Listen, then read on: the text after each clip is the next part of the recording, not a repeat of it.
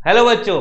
तो जैसा कि आप लोगों ने देख लिया कि डेट शीट आ चुकी है और पहला एग्जाम इंग्लिश का है और आखिरी एग्जाम आपके मैथमेटिक्स का है। तो हमें क्या करना है और कैसे हमें पूरी प्रिपरेशन करनी है इन 50 दिनों में, वो हम आज देखने वाले हैं। तो कई बच्चों का मानना होता है कि सर जो नहीं पढ़ा होता वही एग्जाम में आ जाता है। तो बच्चों ऐसा नहीं होता कि अगर आपने 2 या 3 टॉपिक नहीं पढ़े हैं, मान लो आपने एक चैप्टर नहीं पढ़ा कोऑर्डिनेट ज्योमेट्री और वो 6 मार्क्स का है, वो एग्जाम में ऑब्वियसली आएगा। लेकिन इसका मतलब ये नहीं है कि आपके 74 मार्क्स भी कम हो जाएंगे। वो 74 मार्क्स आपके हाथ में है, तो ऐसा बिल्कुल नहीं सोचना कभी भी। और इस 50 दिन के अंदर हमें क्या करना है वो पूरी स्ट्रैटेजी आज मैं आपको बताऊंगा। और बच्चों ये 50 दिन कम नहीं होते हैं, ठीक है। तो सबसे पहली चीज हमें पता है भाई हमारा एग्जाम 21/3/2023 में है। डेट याद रखना, ये तो याद ही रहेगी। और सबसे पहले हमें क्या करना है, देखो अब कुछ ऐसा समय नहीं बचा कि अब सारी चीजें पढ़ लें हम, है ना। अब समय बचा है कि सर हम सबसे पहले हमारे कम से भी कम 8 से 10 प्रैक्टिस पेपर जो कि हमारे पैटर्न पर हो वो अटेम्प्ट करेंगे। उसके साथ अगर मान लीजिए आप ट्रिग्नोमेट्री के क्वेश्चन पर अटक गए, लेट सपोज ट्रिग्नोमेट्री के क्वेश्चन पर अटक गए, ठीक है, तो क्या करें, ठीक है, ये भी बताएंगे। अब ये करने के साथ साथ आप लोग भैया पीवाईक्यूज और एग्जाम्पलर बहुत जरूरी है, क्योंकि एग्जाम्पलर्स के जो क्वेश्चंस है ना इनका लेवल अच्छा खासा है, तो ये करना मत भूलिएगा। और साथ के साथ अब जैसे मैंने कहा कि आप ट्रिगो पर अटक गए तो हमारे वीक टॉपिक्स पर अटैक करेंगे और सबसे पहले उसको कंप्लीट करेंगे और एक दिन पूरा का पूरा एक चैप्टर को डेडिकेटेड देंगे। उसमें हम कोई और सब्जेक्ट नहीं पढ़ेंगे, सिर्फ उस चैप्टर को पूरा चीर फाड़ के उसका पोस्टमार्टम करके उसको अच्छे से कंप्लीट कर लेंगे। जैसे मान लीजिए ट्रिग्नोमेट्री वीक है मेरा, तो भाई मैं क्या करूंगा, मैं यहां पे 4 से 5 पेपर लगाने के बाद क्या करूंगा, पूरे पेपर एक साथ मत दो, 4 पेपर दिए, ट्रिग्नोमेट्री के क्वेश्चन नहीं बने तो क्या करना है, ट्रिग्नोमेट्री को एक दिन पूरा डेडिकेटेड देकर उसकी पूरी एनसीईआरटी करेंगे, पीवाईक्यू करेंगे, एग्जाम्पलर करेंगे और अच्छे से उसे समझ लेंगे। अब सर अगर हमें कोई डाउट होता है तो क्या करें, हम सर हमारी टीचर्स की हेल्प लेंगे, ठीक है। अगर मान लो कोई डाउट है तो आपके स्कूल टीचर्स, आपके ट्यूशन टीचर्स, हम लोग आपके साथ हमेशा अवेलेबल है। आप अपने डाउट्स हमें भेजो, सर हमको इस चैप्टर में डाउट है, कोई भी टीचर आपको बताने से मना नहीं करेगा। और भैया प्लीज कोई एक्सटर्नल बुक अब ट्राई मत करो। जिनका कंप्लीट हो गया कोर्स वो कर सकते हैं, लेकिन जिनका नहीं हुआ है वो एक्सटर्नल बुक छोड़ के एनसीईआरटी पर ज्यादा फोकस करें, ठीक है। सबसे इंपॉर्टेंट चीजें ये है जो लास्ट के मोमेंट पे आपको ध्यान रखनी है। और सबसे बड़ी बात माइंडसेट। अब माइंडसेट बदलना बहुत जरूरी है। श्री कृष्ण जी ने कहा था कि भाई आप युद्ध मत करो, आप युद्ध मत करो, आप सिर्फ कर्म करो, सिर्फ कम कर्म करो, फल मिल जाएगा। तो आपको अपना माइंडसेट बदलना है। आपको ये नहीं सोचना मुझे 100 में से 100 मार्क्स लाने हैं, नहीं, अपने 100% एफर्ट्स देने हैं, फिर मार्क्स जो होंगे वो आ जाएंगे, उससे कोई फर्क नहीं पड़ता। अगर आपने अपना 100% दिया है तो मार्क्स भी 100% ही आएंगे।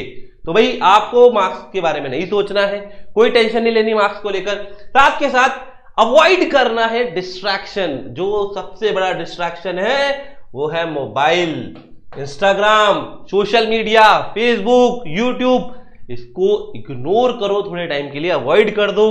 और कुछ बच्चे बोलते हैं सर कल से पढ़ेंगे, तो पहली बात चाहे आप परसों से पढ़ लो लेकिन कल का नाम मत लो, क्योंकि कल कभी नहीं आता है, ठीक है। तो आप परसों से पढ़ो, मुझे कोई दिक्कत नहीं है, लेकिन कल से पढ़ने की मत सोचना, क्योंकि कल कभी नहीं आएगा, इसीलिए परसों से पढ़ने की सोच लेना। और सबसे बड़ी चीज भैया, हमारा टाइम टेबल हम खुद बना सकते हैं, कोई और हमें टाइम टेबल बना के नहीं दे सकता, क्योंकि हमें पता है कि हमारे एग्जाम्स कब हो रहे हैं, हमारे प्री बोर्ड कब हो रहे हैं, हमारे प्रैक्टिकल कब हो रहे हैं, या फिर और हमारे घर की जो परेशानियां हैं वो हमें पता है। तो हमारा टाइम टेबल हम खुद बनाएंगे और सबसे बड़ी बात उसको फॉलो करने की जिम्मेदारी भी हमारी खुद की होगी। तो ये सारी चीजें, ये पूरा माइंडसेट आपको बनाना है, तभी जाकर आप जो 100 आउट ऑफ 100 का जो टारगेट लेके चल रहे हो कि यार मेरे इतने मार्क्स तो आ जाने चाहिए, वो आ जाएंगे। तो भैया आपको क्या करना है, अपने कर्म करते रहो और बिना किसी टेंशन के, बिना किसी परेशानी के सिर्फ अपना काम करो, मतलब एकदम लगे रहो, पढ़ाई करते रहो, बस आपके मार्क्स आने की जिम्मेदारी अपने आप वो डिसाइड करेंगे कि यार कितने मार्क्स आने चाहिए, इसने कितना कर्म किया है, तो इसको फल भी उतना ही मिलेगा।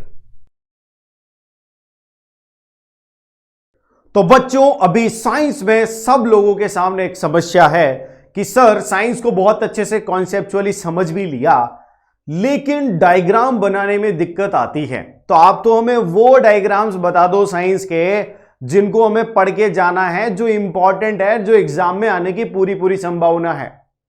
तो यही बार बार जब स्टूडेंट पूछते हैं तो मैंने उनको यही कहा था कि मैं एक दिन आपको ये बता दूंगा, और अब वो बताने का सही समय है, क्योंकि एग्जाम आने वाले हैं, थोड़ा टाइम बचा है, तो इसमें हम उन डायग्राम्स की प्रैक्टिस कर सकते हैं।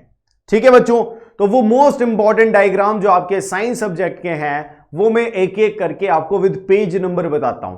तो सबसे पहले हम चैप्टर लेते हैं केमिकल रिएक्शंस एंड इक्वेशन।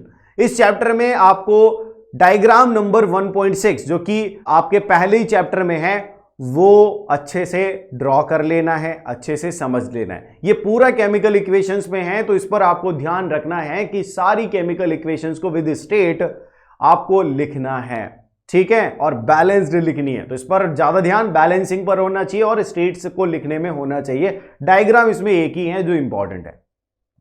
उसके बाद हम नेक्स्ट चैप्टर पे चलें तो मेटल्स एंड नॉन मेटल्स।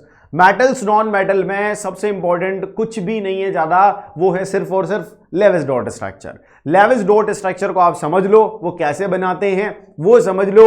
उसका जो डायग्राम है वो 3.10 वाला, वो डायग्राम आप अच्छे से समझ लो कि किस टाइप से लेविस डॉट स्ट्रक्चर बनती है, जो कि पेज नंबर 50 पर दिया हुआ है। ठीक है, उसके बाद हम बात करते हैं नेक्स्ट चैप्टर की, कार्बन एंड इट्स कंपाउंड। तो carbon and its compound, again ये ऐसा टॉपिक है कि इसमें आपको और दूसरी चीजें ज्यादा याद रखने को है, डायग्राम्स इतने ज्यादा नहीं है, लेकिन फिर भी इसमें कुछ इंपॉर्टेंट डायग्राम है, जैसे 4.2, 4.3 और 4.4 जो कि पेज नंबर 60 पर है। 4.5 अगेन इलेक्ट्रॉन डॉट स्ट्रक्चर का है, वेरी वेरी इंपॉर्टेंट है, जो 61 पेज नंबर पर है। 4.12 सॉप्स एंड डिटर्जेंट में कैसे मिजल्स फॉर्मेशन होता है, तो मिजल्स का जो डायग्राम होता है वो 4.12 डायग्राम है, जो कि पेज नंबर 74 पर है। तो ये डायग्राम भी आपके लिए बहुत बहुत इंपॉर्टेंट है। अब आते हैं अपन नेक्स्ट इंपॉर्टेंट चैप्टर जिसका नाम है लाइफ प्रोसेस। ये बहुत ही इंपॉर्टेंट चैप्टर है और इसमें डायग्राम के बिना आपका काम होगा ही नहीं। तो यहां पर आपको वो सारे इंपॉर्टेंट डायग्राम्स पढ़ने हैं, मैं उनको नोट करवा देता हूं। 6.3, 6.5, 6.6, 6.8, 6.10, 6.11, 13 और 14, ये वो डायग्राम्स है जो आपके एग्जाम के पर्सपेक्टिव से बहुत इंपॉर्टेंट है। पेज नंबर 97 से 111 तक आप देख सकते हो, यानी 111 तक आप देख सकते हो। ये सारे डायग्राम्स आपके लिए इंपॉर्टेंट है, नोट कर लो अभी से, ठीक है। और ये पेज नंबर जो मैं बता रहा हूं ये एनसीईआरटी का पेज नंबर बता रहा हूं, ठीक है। नेक्स्ट चैप्टर आता है कंट्रोल एंड कोऑर्डिनेशन। तो कंट्रोल एंड कोऑर्डिनेशन में सबसे इंपॉर्टेंट है वो न्यूरॉन का डायग्राम, जो कि 7.1 है, और फिर 7.2 ब्रेन का डायग्राम, और 7.3 ये सारे डायग्राम बहुत ही इंपॉर्टेंट है। 7.1 से 7.1, 2 और 3 ये डायग्राम्स आप अच्छे से समझ लो। 115, 116 और 118 पर ये है, ठीक है। रिप्रोडक्शन वाला चैप्टर हम ले, हाउ डू ऑर्गेनिज्म रिप्रोड्यूस, यहां पर भी डायग्राम बहुत इंपॉर्टेंट हो जाते हैं। रीजनरेशन और बहुत सारा जो है आपका स्पोर फॉर्मेशन, बाइनरी फिशन, इन सब के अंदर भी डायग्राम्स बहुत बहुत इंपॉर्टेंट हैं। तो यहां पर हर प्रोसेस का डायग्राम आपको समझना है। 8.1 से लेकर 8.11 तक सारे डायग्राम बहुत ही इंपॉर्टेंट हैं, और 129 पेज नंबर से 137 पेज नंबर तक ये आपका चैप्टर है एनसीईआरटी में। तो ये सारे डायग्राम आप बहुत अच्छे से प्रैक्टिस कर लेना। नेक्स्ट चैप्टर है heredity and evolution. Heredity and evolution 9.5 और 9.6 ये दो डायग्राम आपके लिए बहुत इंपॉर्टेंट है। 145 और 146 पेज नंबर पर ये है। लाइट रिफ्लेक्शन एंड डिफ्रैक्शन की अगर हम बात करें, ये चैप्टर के अंदर पूरे डायग्राम, क्योंकि रे डायग्राम पर बेस्ड है और रे डायग्राम सारे इंपॉर्टेंट है, कोई भी आपके एग्जाम में पूछा जा सकता है। तो सारे डायग्राम्स आपको प्रैक्टिस करके जाने हैं लाइट चैप्टर के, ठीक है। हर कोई भी न्यूमेरिकल भी आएगा तो वहां पर रे डायग्राम बना दोगे तो आपको बोनस मार्क्स मिल सकते हैं, जो आपके कटेंगे वो कटेंगे नहीं, अच्छा इंप्रेशन जाएगा, ठीक है। Human eyes and colourful world में भी कुछ डायग्राम्स बहुत इंपॉर्टेंट है, जैसे 11.1, 11.2, 11.3, 4 और फिर 6, 5 नहीं है, 6 ज्यादा इंपॉर्टेंट है, और 6 से लेकर 11.10 तक के सारे डायग्राम बहुत ही इंपॉर्टेंट है, यानी 11.1 से 10 तक सारे ही इंपॉर्टेंट हैं। आप एक डायग्राम बस इसमें छोड़ सकते हो जो कि 11.5 है, ठीक है ना, बहुत इंपॉर्टेंट है। उसके बाद इलेक्ट्रिसिटी में अगर हम चले तो इलेक्ट्रिसिटी में सीरीज और पैरेलल कॉम्बिनेशन के सर्किट डायग्राम्स, इसमें जो भी सर्किट डायग्राम्स आप बना सकते हो ना अकॉर्डिंग टू द क्वेश्चन, वो बनाकर ही आना। इसमें स्पेसिफिक एनसीईआरटी में ऐसा कोई डायग्राम नहीं है जो आपको समझना चाहिए, लेकिन आपको डायग्राम बनाने आने चाहिए सीरीज और पैरेलल कॉम्बिनेशंस के। सर्किट डायग्राम्स कैसे बनते हैं वो आपको पता होना चाहिए, बैटरी कहाँ लगती है, अमीटर वोल्ट मीटर कहाँ लगता है, ये आपको पता होना चाहिए, ठीक है ना। तो ये प्रैक्टिस आप करके जाएंगे। नेक्स्ट चैप्टर है most important, magnetic effect of electric current. इसमें 13.4, 13.6 और 13 जो आपके डायग्राम हैं बहुत बहुत इंपॉर्टेंट है, जो पेज नंबर 2225 225 पर है मतलब, और 227 पर है और 231 पर है। तो ये हो गए कुछ इंपॉर्टेंट डायग्राम जो आपके एग्जाम में आने वाले ही हैं। इनको भैया रट के समझ के बार बार ड्रॉ करके जाना एग्जाम में, तो आपका पक्के डायग्राम वाले क्वेश्चंस में बहुत अच्छे मार्क्स आने वाले हैं। तो थैंक यू बच्चों। हेलो बच्चों, कैसे हो आप सब लोग। तो मुझे पता है ये जो सवाल आपके सामने है ये अभी आपके सबके दिमाग में होगा, और सोच सोच के कि कब शुरू करें एसएसटी, कब चालू करें, उसको सोचते सोचते आपने इतने महीने तो निकाल दिए, गुजार दिए। लेकिन अब भी बच्चों, अगर मैं कह रही हूं, एक टीचर होते हुए कह रही हूं कि अभी भी आप 98% ला सकते हो, सोशल साइंस एकदम एकदम परफेक्ट कर सकते हो अपना, तो मैं सच कह रही हूं, मेरी बात का विश्वास रखो और ये जो वीडियो है इसको अच्छे से पूरा देखो, समझो और इसको एक्चुअली एग्जीक्यूट करो अपनी जिंदगी में। तो क्या करना है ये देख लेते हैं, कैसे करना है ये भी समझ लेते हैं, ठीक है। तो 98% आपके पक्के हैं अगर आपने मेरी स्ट्रैटेजी को अपनी लाइफ में इस्तेमाल कर लिया तो सबसे पहले तो हम वेटेज देखते हैं, ठीक है।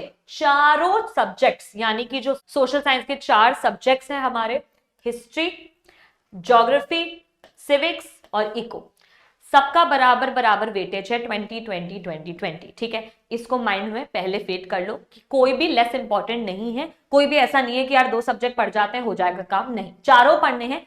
तो सबसे पहले तो हमने वेटेज देख लिया। बात करते हैं हिस्ट्री की, India in the contemporary world. उसमें है आपके 5 chapter, rise of nationalism, nationalism in India, making of global world, age of industrialisation, print culture, ठीक है। सबसे पहले तो अपने माइंड में ये देख लो कि इनके 5 मार्क्स के क्वेश्चन कौन से बन रहे हैं, ठीक है। तो अपने नोट्स बनाना उस तरीके से चालू करो, एग्जाम पैटर्न को अपना निकालो, सामने रखो और अपने डेस्क पे जहां भी आप बैठ के पढ़ते हो ना बच्चों, सबसे पहले तो पढ़ने से पहले एक जगह असाइन करो, जो आपकी फिक्स जगह है ना वही होनी चाहिए। आज यहाँ पढ़ रहे हैं, 2 हफ्तों बाद कहीं और चले गए, फिर मम्मी के रूम में, पापा के रूम में, हॉल में कहीं और पढ़ रहे हैं, नहीं, ऐसा नहीं करना। पहले तो एक जगह असाइन करनी, एक जगह असाइन होने के बाद वो जो आपकी डेस्क है वहां पे अपना सिलेबस के साथ एग्जाम पैटर्न किस तरीके का आता है ये लगा लो। ये लगाने के बाद आपके माइंड में क्लियर हो जाएगा कि यार इस चैप्टर में से सब में से 5 मार्क्स के सबसे बड़ा आपको, मतलब ये जो 5 मार्क्स है ना ये आपको जिताएगा आपके गेम में, ठीक है। तो 5 मार्क्स के क्वेश्चन हर चैप्टर में से निकाल लो, लगभग 2-2, 3-3 तो निकालने ही है कि भाई वो तो हमें पढ़ के जाना है। उसके अलावा एमसीक्यू की बच्चों बहुत वेटेज होती है, अच्छे खासा आपको स्कोरिंग मार्क्स दिला देता है, क्योंकि आपके सामने ऑलरेडी 4 ऑप्शन होते हैं। आपको अगर आपने पढ़ा है 1-2 बार चैप्टर, आपको पता लग जाएगा कि यार ये तो इसका आंसर है। तो एक तो एमसीक्यू और 5 मार्क्स, ये दोनों आपकी मतलब ऐसे बाजी है, इनको मार लिया ना तो बाकी जो बीच बीच के छोटे मोटे चीजें हैं ना वो तो आप कर लोगे, ठीक है। ये जैसे हिस्ट्री है वैसे ही ज्योग्राफी है, ज्योग्राफी में ज्यादा चैप्टर्स हैं। अभी जो सारे चैप्टर्स में ना, इसमें से एक तो आपका मिनरल एंड एनर्जी रिसोर्सेज ले लो, एक आप एग्रीकल्चर ले लो, और एक आप फॉरेस्ट एंड वाइल्ड लाइफ ले लो। ये 3 चैप्टर के तो मैप वर्क, मैप याद रखना है। क्यों याद रखना है, मैं क्यों बोल रही हूँ, क्योंकि एक तो यहाँ पे ना आपसे जगहें पूछी जाती है, स्पीशीज पूछी जाती है, यहाँ आपसे क्रॉप्स किस किस जगह कौन से उग रहे हैं ये पूछे जाते हैं, कौन से ऑयल फील्ड्स हैं, कौन से फेरस मिनरल्स हैं, कौन से नॉन फेरस मिनरल्स हैं, कहाँ कहाँ सबसे ज्यादा आयरन ओर मिलता है। ये इन चैप्टर का ना फेवरेट है, ठीक है। ये जो बोर्ड है ना, ये बोर्ड का फेवरेट काम है कि इन चैप्टरों में से मैप निकाल के दे। बचते हैं दूसरे, फॉर एग्जाम्पल वाटर रिसोर्सेज ले लो, वाटर रिसोर्सेज में आपसे केस बेस्ड स्टडी पूछ लेंगे। उसके अलावा इन तीनों से आपके मैप वर्क बन गए। बाकी जो चैप्टर्स है उनमें से एमसीक्यू बन गए, 5 मार्क्स के क्वेश्चन बन गए। ये एक पैटर्न है जो अपने माइंड में रखना है आपको जब भी आप कोई चैप्टर पढ़ रहे हैं। नेक्स्ट आते हैं डेमोक्रेटिक पॉलिटिक्स में, यानी कि हमारा civics, power sharing, federalism, gender, religion, political parties, outcomes of democracy. सबसे सरल चैप्टर मुझे लगता है ये वाला। क्यों लगता है, बिल्कुल आम जिंदगी से जुड़ा हुआ है, जेंडर, रिलीजन, कास्ट। कॉन्सेप्ट समझ आ गया तो अपनी मर्जी से कोई एक्सप्लेनेशन दे सकते हो, ठीक है। जेंडर, रिलीजन, कास्ट के अगर सोशल डिवीजन आपने पढ़ लिए तो आपको पता लग जाएगा कि यार क्या क्या है। तो कोई भी क्वेश्चन है ना, तोड़ मरोड़ के वो आपको जेंडर के बेस पे दे देंगे, रिलीजन के बेस पे दे देंगे, कास्ट के बेस पे दे देंगे। मीनिंग समझ लिया है तीनों का तो आप आंसर इजीली बना पाओगे। रही बात पावर शेयरिंग, फेडरलिज्म, 5 मार्क्स का क्वेश्चन बन सकता है, ये माइंड में याद रखना है, ठीक है। ये हो गया हमारा सिविक्स। आते हैं हम अंडरस्टैंडिंग इकोनॉमिक डेवलपमेंट। डेवलपमेंट, कितने तरीके के डेवलपमेंट होते हैं, सेक्टर्स ऑफ इंडियन इकोनॉमी क्या हो गया आपका, tertiary sector, secondary sector, primary sector, इन पे बड़ा सवाल बनेगा। तो एक तो 5 मार्क्स का हमने यहाँ निकाल लिया। देखो बच्चों, जो एनसीईआरटी में और जो ये बोर्ड का जो फेवरेट काम होता है ना, ये जैसे कोई जब सब डिविजन आ जाते हैं ना, जैसे सेक्टर्स पूछ रहा है तो कितने सेक्टर्स है, प्राइमरी हो गया, टर्शरी और सेकेंडरी, ये 3 सेक्टर्स हो गए। तो इनका ना सीधे बड़ा क्वेश्चन बना के आपको दे देते हैं कि explain the sectors of the Indian economy, और क्यों इन एक दूसरे से कनेक्टेड है, या तोड़ मरोड़ के आपको थोड़ा कंफ्यूजिंग तरीके से बनाएंगे क्वेश्चन, और आंसर उसका लेकिन सेम ही होगा, ठीक है। तो एक तो ये याद रखना, और ये चारों चैप्टर्स में यही करना है। चारों चैप्टर्स में जहां जहां आपको लग रहा है कि यार ये ना एक ऐसा टॉपिक है जिसके सब डिविजन्स निकल रहे हैं, तो उसको पहले ना 5 मार्क्स में लिख लो, नोट कर लो। तो ये तो मैंने आपको एक समरी बता दी सारे सब्जेक्ट्स की।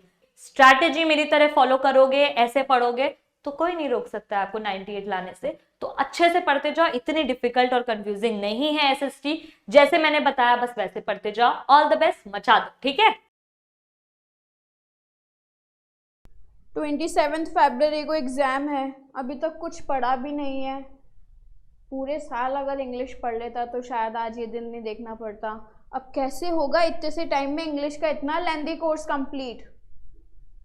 नॉक नॉक, क्या आपकी भी यही प्रॉब्लम है? मुझे पता है स्टूडेंट्स, आई रियली नो कि आपका स्टेट ऑफ माइंड भी अभी स्टक हो चुका है। आप लोग भी सोच रहे हो कि 27 फरवरी तक इंग्लिश का इतना लेंथी कोर्स कैसे कंप्लीट होगा।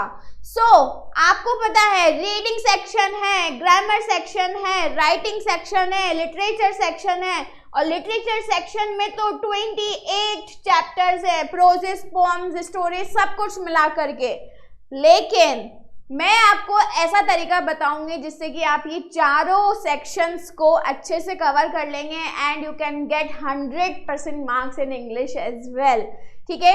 ई सरल, ओनली ई सरल इज द सोल्यूशन जो आपका इंग्लिश में भी पूरा स्कोर करवा सकता है अभी बचे हुए टाइम में भी। It's never too late when you get started, okay. जब आप स्टार्ट करते हो अपने काम को तब कभी भी लेट नहीं होता है। आप ये चारों सेक्शन कर सकते हो बहुत ही आसानी से, जितना समय बचा है उतने ही समय में। अब आपका क्वेश्चन मुझसे ये होगा कि मैम स्मार्टली कैसे होगा इतना सिलेबस कंप्लीटेड, क्योंकि अब वो टाइम नहीं बचा है जब आप एनसीईआरटी की बुक को ओपन करके वर्ड बाय वर्ड रीडिंग करो एंड पूरे चैप्टर्स को ऐसे समझो। अब आपको सारा काम स्मार्टली करना पड़ेगा मैम, लेकिन स्मार्टली काम होगा कैसे? उसके लिए आपको लिटरेचर की स्टोरी की थीम्स पता होनी चाहिए, ग्रामर के कॉन्सेप्ट्स क्लियर होने चाहिए एंड राइटिंग सेक्शन की प्रैक्टिस जितनी कर सकते हो उतनी कर सकते हो, और उसका फॉर्मेट पता होना चाहिए। एंड रीडिंग सेक्शंस की भी ओनली एक ही की है, that is practice.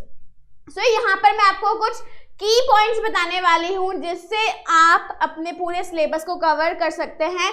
Important learning of the chapter, ये बहुत ज़्यादा इंपॉर्टेंट है कि आपको उस चैप्टर की थीम समझ आई नहीं आई, उस चैप्टर से आपको मॉडल क्या मिल रहा है, उस चैप्टर में कैरेक्टर्स कौन है, बस ये चीज़ें आपको अच्छे से याद होनी चाहिए।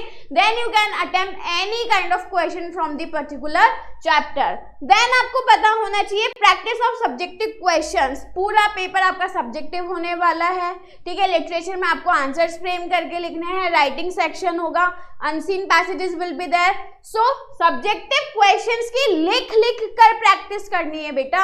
जितना ज्यादा लिखोगे उतनी ज्यादा हैंड राइटिंग इंप्रूव होगी, प्रेजेंटेशन इंप्रूव होगा, और इन सबसे ऊपर आपके एरर्स कम होते चले जाएंगे, राइट। एंड इंग्लिश सब्जेक्ट में नो रट्टाफिकेशन, अगर रट्टाफिकेशन कर लिया तो फिर इंग्लिश गया, ठीक है। रट्टाफिकेशन बिल्कुल भी नहीं चलेगा, no रट्टाफिकेशन should be there.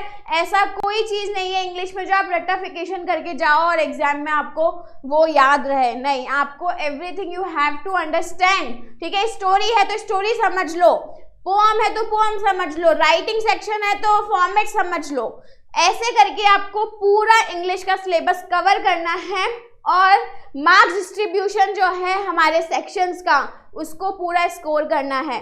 Section A में 20 मार्क्स, सेक्शन बी में 20 मार्क्स एंड सेक्शन सी में 40 मार्क्स। तो सबसे ज़्यादा जो वेटेज है लिटरेचर का, सबसे इजी पार्ट भी वही है अगर मैं कहूँ तो, क्योंकि अगर आपको स्टोरी पता है, पोअम की थीम पता है, कैरेक्टर्स पता है, राइटर पता है, पोइट पता है, सो बचा ही क्या, एवरीथिंग इज क्लियर।